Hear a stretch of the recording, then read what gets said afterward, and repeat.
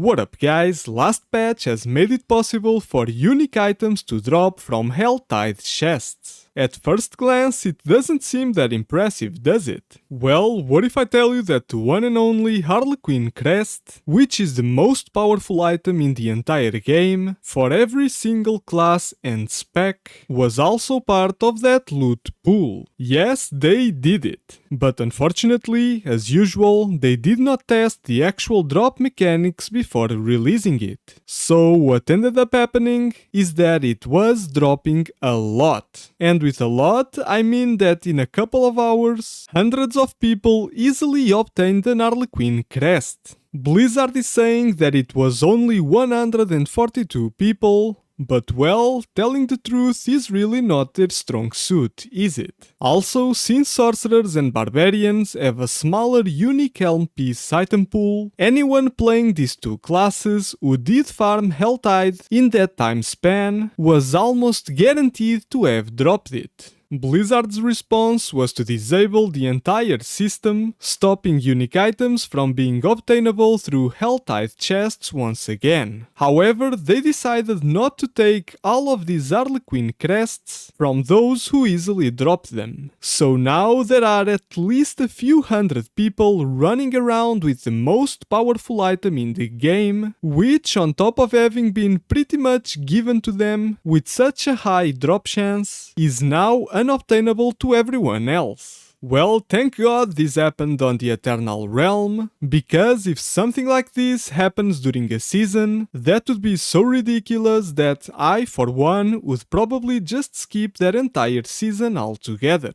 We paid for the same game as everyone else, so how come only some have access to extra content? Because yes, in my opinion, the most powerful item in the game is extra content, and it is currently locked behind a Blizzard mistake that they refuse to fix. Guys, I'm starting to have some flashbacks of the game that shall not be named, and since we still don't have a word about increasing inventory and item stash space, I have a feeling that it might very well end up being an item shop feature. Let's hope that someone picks up the game's ropes before it gets to that point. I had really high hopes for this game, waited over a decade to play it, and so far, it doesn't even come close to how fun the previous Diablo III title was. With that said, we shall hope for a better tomorrow, maybe things get back on track. Thanks for watching, subscribe if you haven't yet, and as always, I will see you in the next one.